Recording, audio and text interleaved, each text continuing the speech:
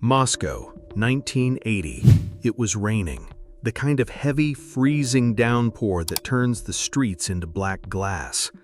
A CIA case officer was driving a muted gray sedan through the city center, taking a sharp corner near a residential block.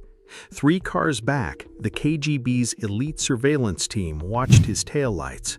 For exactly 4 seconds, the American's car passed behind a tram, breaking the line of sight.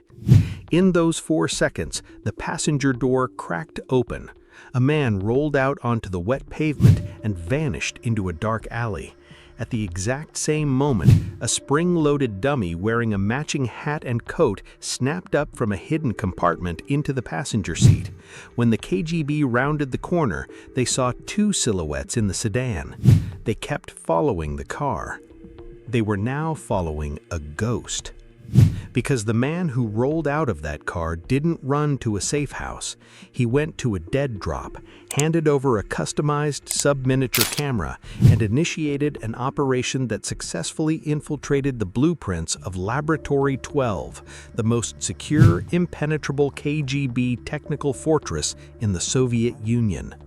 By the time the KGB realized they had been tailing a suitcase dummy, the CIA possessed the technical schematics for every eavesdropping device pointed at the United States. This is the reconstruction of how American intelligence blinded the KGB for a decade. It is a story of extreme paranoia, mechanical deception, and the most audacious technical heist of the Cold War. How do you break into a facility designed to detect a whisper from a mile away? You don't break in at all. You let them open the door. To understand the sheer insanity of this operation, you have to understand the environment. To the CIA, Moscow wasn't a city, it was a prison with streets. They called it a denied area. The KGB's 7th Directorate had a suffocating grip on the capital. If an American diplomat left the embassy, they were shadowed. If they went to a restaurant, the waiter was an informant. If they breathed heavily near a secure building, it was logged. The psychological toll on CIA officers was immense. You didn't just assume your apartment was bugged, you assumed the wallpaper was listening. This wasn't an opinion, it was an operational baseline. The epicenter of this surveillance state was Laboratory 12, also known as the Camera. This facility was the KGB's Death Star for technical espionage. It was guarded by concentric rings of physical and biometric security. This was the lab that invented poisons that mimicked heart attacks. More importantly, it was the lab that built the typewriter bug. A year prior, the CIA had made a sickening discovery. The Soviets had managed to install electromechanical sensors inside the IBM typewriters used at the US Embassy in Moscow. Every time a diplomat hit a key, the bug transmitted the letter to the KGB listening post.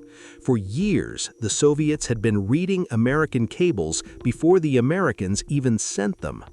Washington was humiliated. They were completely blind to what the KGB was developing next. If Laboratory 12 was designing a new generation of invisible microphones or laser listening devices, the CIA needed to know today. But how do you look inside a fortress when you can't even walk down the street with a 4-car tail? You don't send a spy. You find someone who already has the keys. His name was Adolf Tolkachev. He was not a trained intelligence officer. He was a chief designer at the Soviet Scientific Research Institute, specializing in military aviation and radar. But because his institute worked directly with the KGB's technical branches, Tolkachev had access to the inner sanctums of Soviet R&D. In the intelligence world, case officers look for specific motivations to flip a target: money, ideology, blackmail, ego. Tolkachev was driven by something much more dangerous: pure, unadulterated hatred. His wife's parents had been executed during Stalin's purges. He had spent his entire life working for a system that had murdered his family, smiling at men he wanted to kill. He didn't want American money. He didn't want a defection plan to a beach in Florida.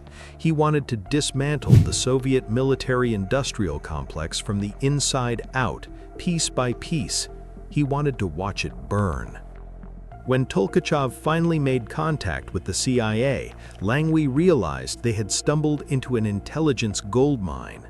He was offering them the blueprints to Soviet radar systems, stealth detection networks, and the KGB's technical eavesdropping arsenal. But there was a massive problem. How does the CIA meet an asset to exchange cameras and documents in a city where every American is watched 24 hours a day?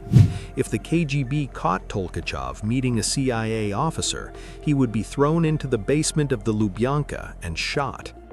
The CIA couldn't use traditional counter-surveillance. Trying to outrun the 7th Directorate in Moscow was impossible. They had thousands of watchers. The Americans needed a pattern break. They needed to exploit a cognitive flaw in the Soviet surveillance machine. They found it in human bias. The CIA's Office of Technical Service realized that when KGB surveillance teams followed a car at night, they didn't look at faces, they looked at silhouettes. They counted the heads in the car. If 2 heads went into a tunnel and 2 heads came out, the KGB brain registered that the targets were still acquired.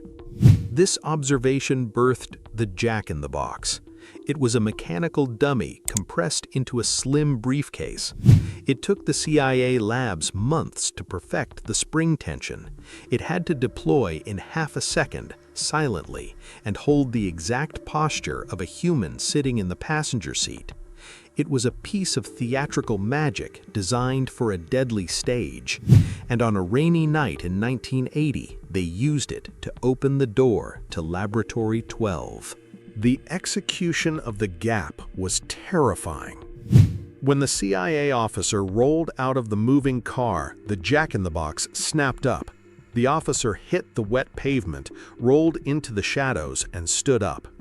He was wearing a reversible coat that he immediately flipped from gray to black, shedding his American profile in seconds. He walked 3 blocks to a designated dead drop site, a dark stairwell in an unmonitored residential building. Tolkachev was waiting. The exchange took less than 10 seconds. No words, just the transfer of hardware. The CIA officer handed over a tropal camera. It was a piece of optical engineering specifically designed for this exact moment. It was small enough to hide in a cigarette pack and required no flash, optimized for the harsh fluorescent lighting of Soviet laboratories. The next morning, Tolkachev went to work. He walked through the security checkpoints of the research facility. He was subjected to the standard visual inspections. The guards looked at him, but they didn't really see him. He was a senior designer. He was part of the furniture. This is the ultimate vulnerability of any high-security facility. The guards are trained to look for intruders, not anomalies in their own people. Tolkachev checked out highly classified documents from the primary vault. These were the technical schematics for the Soviet Union's next 10 years of aviation and surveillance technology. He took the documents to his office, but he couldn't photograph them there. The walls were thin and colleagues walked in unannounced. He had to go to the only place in the building where privacy was guaranteed, the executive washroom. This is where the reality of espionage strips away the Hollywood glamour. The most damaging intelligence heist of the Cold War did not happen with a laser grid and a tactical harness. It happened with a 50-year-old engineer sitting on a toilet, sweating through his shirt, manually photographing hundreds of pages of top-secret blueprints, while his KGB-cleared colleagues washed their hands 3 feet away. The physical stress was absolute. Every click of the tropal shutter sounded like a gunshot in his own ears. If a guard noticed he had been gone too long, if someone knocked on the stall door, the operation was over. He photographed the documents, page by page, minute by minute. He didn't just steal the specs for Soviet fighter jets, he photographed the diagnostic reports for the KGB's internal technical capabilities. 20 minutes later, he flushed the toilet, washed his hands, and walked out. He returned the documents to the vault. He walked out of the facility. A few days later, he passed the exposed film back to a CIA handler during another gap in the surveillance net. The CIA processed the film in Langley. When the analysts put the images on the light tables, the room went dead silent. Tolkachev hadn't just given them a look inside the lab, he had handed them the entire Soviet playbook. The intelligence hauled out of that facility altered the balance of the Cold War.